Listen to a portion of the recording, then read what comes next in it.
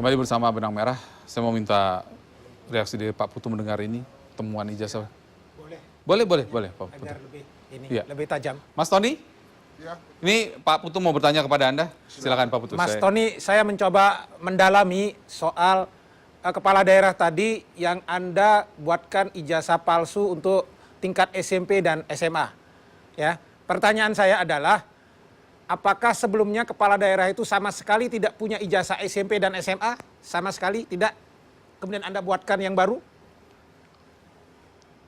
Oke, sebenarnya kalau saya boleh poinkan saja yang kita proses, yang kita bikinkan, dan yang kita jamin sampai sekarang, itu ijazah SLTA-nya. SLTA-nya? Iya. Maka pertanyaan saya, sebelumnya dia tidak punya ijazah SLTA? Otomatis tidak, karena... Tidak, oke, stop. Tidak punya ijazah SLTA, Anda bikinkan ijazah SLTA apa yang kemudian disetarakan, paket C? Ini lebih kalau kita boleh jujur, ini lebih anu lagi, lebih terperinci lagi. Sebenarnya bukan ijazahnya yang kita bikin, menjaminkan untuk melegalisasi ijazahnya aja. Oh, artinya kepala daerah ini sebetulnya punya ijazah. Tidak ada. Nah, makanya modusnya ini seperti apa kita ingin tahu. Kalau dia tidak punya ijazah, berarti yang mau dilegalisasi kan harus ada ijazahnya dulu. Maka pertanyaan saya, ijazah apa kejar paket C yang Anda buatkan? Jadi pada saat dia butuh untuk legalisasi, hanya fotokopinya saja yang kita legalisasi. Fotokopi itu apakah memang betul itu produk dalam suatu ijazah asli? Ya tidak, hanya gambar orang yang kita ganti. Oke, berarti yang Anda mau katakan, calon ini sebetulnya membawa fotokopi ke Jakarta, begitu kan? Kita yang sediakan. Paham, saya paham. Bawa fotokopi di Jakarta, kemudian di situ ada foto di fotokopi jasa itu, foto itulah yang Anda ganti dengan foto orang itu, begitu kan? Betul. Nah, kemudian itu difotokopi lagi, begitu kan? Iya. Nah, kemudian barulah Anda legalisasi dengan cap palsu, begitu kan? Langsung ke sekolahnya. Oh, langsung ke sekolahnya? Iya. Nah, dilegalisasi langsung ke sekolahnya walaupun fotonya diganti? Iya. Artinya Anda mengganti orang yang ada di ijazah itu dengan calon kepala daerah itu, dan sekolahnya tidak tahu bahwa fotonya orangnya diganti, begitu ya? Ya, biasanya kalau sudah bermain seperti itu sudah tidak ada banyak pertanyaan karena memang di bawahnya sudah kita sediakan amplop. Ya, oke. Saya mau elaborasi dulu. Berarti Anda main juga dengan oknum kepala sekolahnya dong? Ya, mau nggak mau harus terlibat semuanya. Itu Anda dibayar berapa itu? Ya, paketnya cukup besar, Pak. Paketnya cukup besar karena kita jamin semuanya, termasuk Hitungannya puluhan juta, ratusan juta, miliaran? ya untuk di tingkat meninggalkan di kepala sekolah kita meninggalkan puluhan juta untuk proses legalisasinya aja. Artinya Anda mengganti nama juga di situ toh, Iya, selain betul, foto. betul. Ya, ini yang mau saya katakan. Jadi pengalaman kita memverifikasi ini hampir puluhan tahun saya di KPU, memang salah satu modusnya ini. Jadi ada nanti ijazah, karena persyaratan untuk menjadi calon kepala daerah atau calon anggota legislatif kan cukup menyerahkan legalisasi ijazah. Fotokopi ijazah yang dilegalisasi. Tidak harus menunjukkan asli.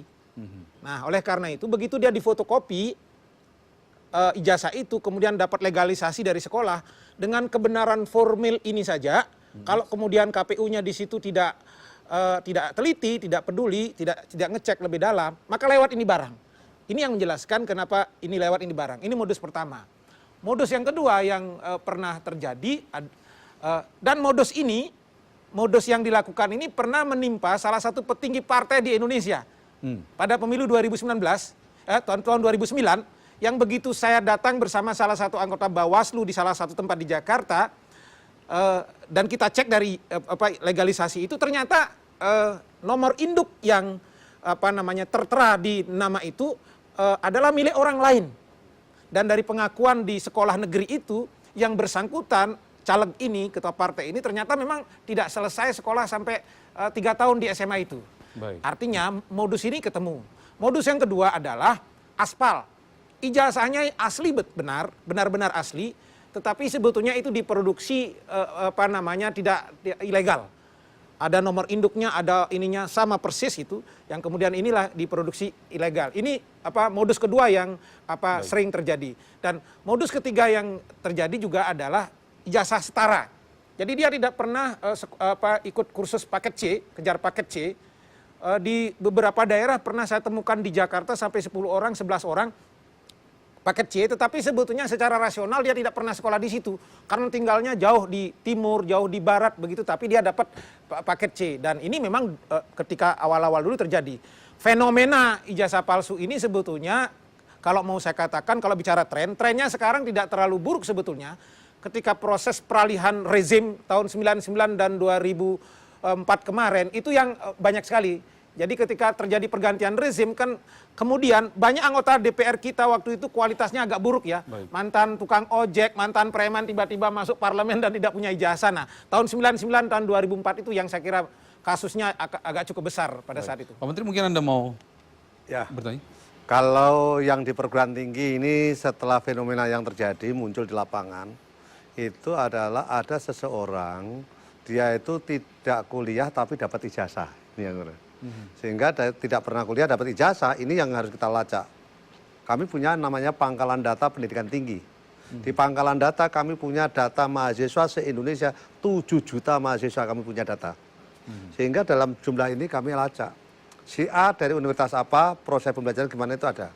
Begitu itu muncul di tempat kami, apakah itu hanya legalisir Pak Putu, hanya ini, kami bisa lacak itu. Legalisir muncul pada kami, NIM-nya siapa, di situ akan keluar.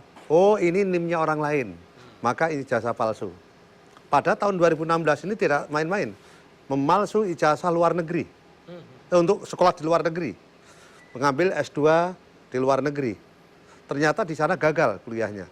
Tapi setelah itu kami lacak, tolong dicek, dia setelah menjadi dokter di Indonesia, komplot lagi. Kami akhirnya apa? Tolong dilacak, kebetulan dilacak di sana tidak melakukan dapat ijazah aslinya, tetapi pemalsuan ijazah itu. Akhirnya apa? Dia tarik ijazahnya, tarik doktornya, kemudian dipecat dari PNS-nya. Ini terjadi. Baik. Mas Tony, Ya, Anda main juga di tingkat untuk memalsukan tingkat strata 1, S1, S2 sampai S3? sampai S2 sudah pernah. Bisa cerita nggak gimana kalau modus yang Anda mainkan tuh kayak apa? Jadi Anda kalau S2 dia meminta penerbitan belangkonya ya kita pesan lagi kepada yang bikin. itu kan belangkonya kan asli ya, ada yang asli. Nah kalau Anda main yang belangko asli atau yang palsu? Ya kalau dari pemasoknya kita terima katanya asli. Tapi kalau menurut kita kalau sesuatu prosesnya tidak benar, ya saya rasa tidak ada yang asli, berarti semuanya permainan. Nah Anda tadi bilang Anda dapat belangko asli, itu Anda dapat dari mana? Ada pemasoknya Pak. Kalau saya kan tidak ini hanya sebagai mediator saya. Setahu saya belangko itu salah satunya yang punya, yang bisa mengeluarkan adalah Kemendiknas. Apakah Anda bermain dengan oknum-oknum di sana? Oh tidak. Saya tidak sejauh itu sampai ke sana. Oke. Nah terus Anda dapat barang belangko yang asli itu? Ada di Jakarta ada tuh yang menyediakan. Itu sudah menjadi rahasia umum Pak. Oke. Bahkan sampai di website pun sudah menyediakan. Pak Menteri mau tanya ke Anda nih Mas Iya Tony. silakan. Ya, terima kasih Mas Tony. Saya mau tanya ini. Anda dapat ijazah itu yang dikeluarkan dari satu perguruan tinggi kan? Iya betul. Nah, pertanyaan saya, dari ijazah itu yang dikeluarkan, kemudian diberikan foto dan diberikan nomor langsung dapat ijazah begitu? Iya betul Pak. Terus Mas Tony bisa meyakinkan kepada publik itu ijazahnya benar atau tidak, gimana caranya? Untuk hal berikutnya kita memberikan kepada dia. Nah dia mempergunakannya itu biasanya dia sudah bekerja di suatu instansi. Nah nanti berikutnya kalau dia memerlukan ada suatu proses seperti bagaimananya, itu kita sambungkan lagi kepada yang menyediakan itu. Nah itu biasanya berjalan aman. Misalnya salah satu contoh yang saya gambarkan tadi kepada Bapak Putu tadi, untuk ijazah SMA tadi, bahkan di tingkat waktu pilkada sendiri, kan ada saringannya, ada KPU-nya, ada Panwaslu-nya, itu semuanya bermain Pak. Orang kaya yang memakai ini itu bermain. Pada saat itu diverifikasi dan diawasi, semuanya menjalankan. Jadi seperti misalnya untuk undang-undang KPU itu kan ada tiga etika. Tiga etika ini salah satu yang dilanggar, Pak. Ya. Jadi kalau kita katakan kalau ada pelanggaran seperti itu memang ya itulah Pak untuk supaya apa supaya legalisasinya itu aman untuk berjalan untuk persyaratan dasar untuk sebagai kepala daerahnya. Baik. Kita rehat sejenak, nanti disambung. Tetap bersama Benang Merah.